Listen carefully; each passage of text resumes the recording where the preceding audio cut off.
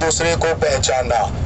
अभी हम इस जबल रहमा के करीब यानी मैदान अरफात के अंदर हाजिर हैं। मैदान अरफात के अंदर 9 ज़िलहज का दिन हज्जाज कराम गुजारते हैं। जब सूरज गरूब हो जाता है, नमाज मगरिब का वक्त शुरू होता है। मगरिब अदा किए बगैर यहाँ से मुज़दलिफ़ा की जानिब रवाना हो जाते हैं। मगरिब की नमाज इस मैदान अरफात में अदा नहीं करना होती। अभी हमारा यह काफिला भी रवां दवां है मुज़दलिफ़ा की जानिब। मुज़दलिफ़ा यहाँ से तकरीबन 7 किलोमीटर के फासले पर है। मुज़दलिफ़ा का मैदान है।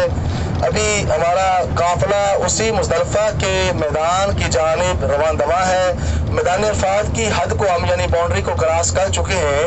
अब हमारा यह काफिला मैदान अरफात से बाहर है। मुज़दलिफ़ा जाते हुए रास्ते में हमारी एक ज़ियारत और है, वो है नहर ज़ुबैदा। मुसलमानों के एक खलीफा थे, खलीफा हारून रशीद। उनकी एक बीवी थी मलका ज़ुबैदा, जो इराक की शहजादी थी। मलका ज़ुबैदा यहाँ पर हज के लिए आई। उन्होंने यहाँ पर आकर देखा, क्या देखती है कि अल्लाह के मेहमान बहुत परेशान हैं। अल्लाह के मेहमान कौन होते हैं? ये जो हाजी आते हैं हज और उम्रा के लिए, ये किसी बंदे के मेहमान नहीं होते। इनको बोला जाता है दयूफुर रहमान, यानी रहमान के मेहमान, अल्लाह के मेहमान।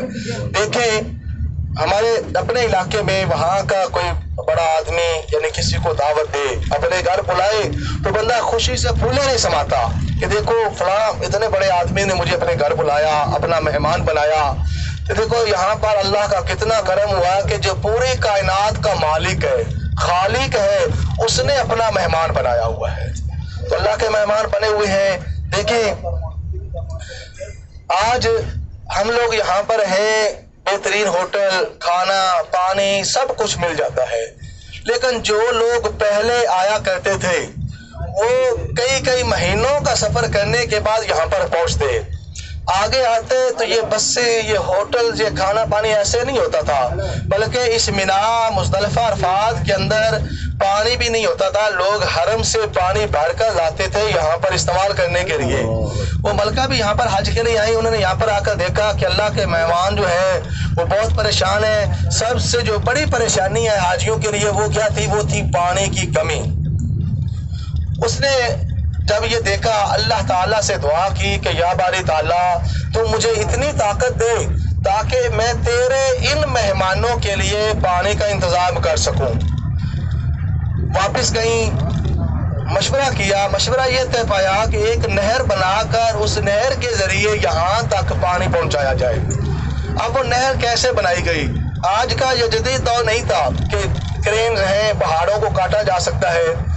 लेकिन उस वक्त, आज से तकरीबन 1252-53 साल पहले की बात है, उस वक्त ये जदीद हालात नहीं थे। लेकिन उन लोगों के अंदर जज्बा था अल्लाह के मेहमानों की खिदमत करने का। उन्होंने क्या किया? छोटे छोटे पत्थर इकट्ठे किए, उन पत्थरों से 2 दीवारें तामीर करवाई, जिनका दरमियानी फासला 1.5 से 2 फीट रखा गया। और वो भी कोई 1-2 किलोमीटर नहीं, बल्कि यहाँ से तकरीबन 35 किलोमीटर के फासले पर एक वादी है जिसका नाम है वादी नौमान। वादी नौमान से पहले अरफात, फिर अरफात से मुज़दलिफ़ा, मुज़दलिफ़ा मिना से होते हुए जबल नूर तक वो नहर बनाई गई। नहर को मुकम्मिल करके कारीगर जब वापस मलका के पास पहुंचे, मलका को वो अखराजात जो है वो बताए। मलका फरमाने लगी कि मैंने इसका हिसाब नहीं रखना, मैंने ये काम अल्लाह की रजा के लिए किया है। तुम लोगों को जो चाहिए जाओ खजानों से ले लो, मैंने इसका हिसाब नहीं रखना। तो फिर उसी नहर में पानी आता रहा, उसी पानी से हाजी मुस्तफीद होते रहे 1955 तक, यानी 1955 तक उस नहर ज़ुबैदा का पानी इस्तेमाल करते रहे हाजी। अभी यहाँ पर सऊदी हुकूमत ने पानी का वसी इंतज़ाम किया होता है हज के मौका पर, और तमाम सहूलियात जो है हाजियों को यहाँ पर मुयस्सर होती हैं।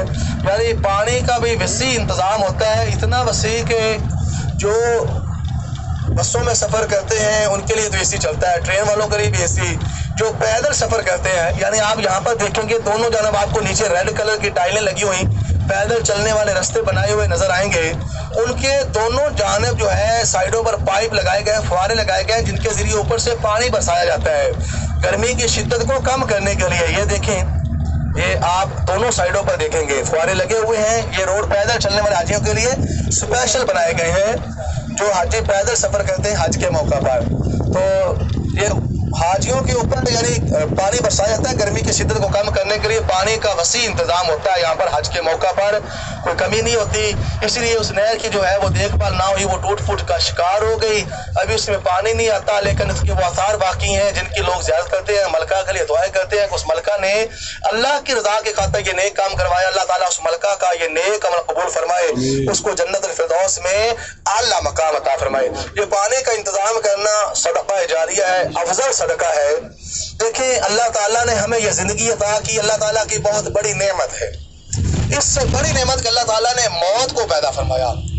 اگر اللہ تعالیٰ موت کو پیدا نہ فرماتا تو ہم سے پہلے ہمارے جو آباء و اجداد اس دنیا فانی سے چلے گئے, آج وہ کس حال میں زندہ ہوتے, کیسے وہ اپنی زندگی گزارتے. تو موت بھی اللہ کی ایک نعمت ہے. یہ زندگی جو اللہ نے ہمیں عطا کی ہے کتنی لمبی ہے, اس میں رہ کر ہمیں کرنا کیا ہے. میرے شیخ احمد باغ ایک نقشہ بنا کر دکھاتے ہیں. اس کے اندر اگر دیکھا جائے تو جو عالم ارواح ہے وہ بھی بہت بڑا ہے, اور آگے جو قبر والی زندگی ہے وہ بھی بہت بڑی ہے. قبر کے بعد میدان حشر کے بعد آگے جو ہے نہ ختم ہونے والا سلسلہ شروع ہو جائے گا. اس پورے سلسلہ کے اندر اگر دیکھا جائے تو دنیا کا جو حصہ ہے وہ بہت کم ہے. چھوٹا سا ایک وہ خانہ بنا کر دکھاتے ہیں, چھوٹی سی جگہ ہے. یعنی اس دنیا میں رہنے کو ہمیں چند لمحے ملے ہیں. اس میں رہ کر ہم نے کرنا کیا ہے, اپنی آخرت کی تیاری کرنی ہے. زندہ رہتے ہوئے بندے کی جب تک سانسیں چل رہی ہیں بندہ نماز پڑھ سکتا ہے, روزہ رکھ سکتا ہے, نیک اعمال کر سکتا ہے. لیکن جب یہ سانسوں کی مالا ٹوٹ جائے گی, نہ بندہ نماز پڑھ سکے گا, نہ روزہ رکھ سکے گا, کوئی نیک عمل کر نہیں سکے گا. لیکن 3 کام ہیں اگر دنیا میں کیے ہوں گے تو ان کا فائدہ اسے قبر کے اندر بھی ملتا رہے گا. وہ کون سے کام ہے میں بھی عرض کرتا ہوں انشاءاللہ. شویا یہ آپ کی رائٹ سائڈ پر دائیں ہاتھ پر پہاڑ کی بغل میں, پہاڑ کے ساتھ ساتھ آپ چھوٹے چھوٹے پتھروں سے بنی ہوئی یہ دیوار دیکھ رہے ہیں. یہ نہر زبیدہ ہے جس کے بارے میں میں کر رہا تھا, جو خلیفہ ہارون رشید کی بیوی ملکہ زبیدہ نے تعمیر کروائی. یہاں تک یہ پانی کا انتظام کروایا. ابھی اس میں پانی نہیں آتا. یہ 2 دیواریں ہیں, ان کے نیچے سے آپ کچھ سوراخ رکھے ہوئے دیکھ رہے ہیں. یہ بارش کا پانی جو پہاڑ پر جمع ہوتا ہے اس کو باہر نکالنے کے لیے جو استعمال کے لیے پانی آتا تھا وہ اس کے اندر آتا تھا. یہ آپ کی رائٹ سائڈ پر نہر زبیدہ ہے جو خلیفہ ہارون رشید کی بیوی ملکہ زبیدہ نے تعمیر کروائی. تو وہ 3 کام جو میں کر رہا تھا وہ کون سے ہیں؟ ایک تو ہے کہ اللہ کا دیا ہوا مال اللہ کی راہ میں اللہ کی رضا کے لیے خرچ کرنا. 3 کاموں میں خرچ کرنا, ایسے کام جو مسلمانوں کی فلاح کے لیے کیے جائے. مسجد بنوا کر, مدرسہ بنوا کر, کسی طالب علم کے اخراجات برداشت کر کے, کسی بیوہ کے بچوں کی کفالت اپنے ذمہ لے کر, کسی غریب کی بچے کی شادی کروا کے, یعنی کسی بھی طرح سے مسلمانوں کو فائدہ پہنچانے کے لیے اپنا مال خرچ کرنا. اس کا فائدہ بھی بندے کو مرنے کے بعد ملتا رہے گا.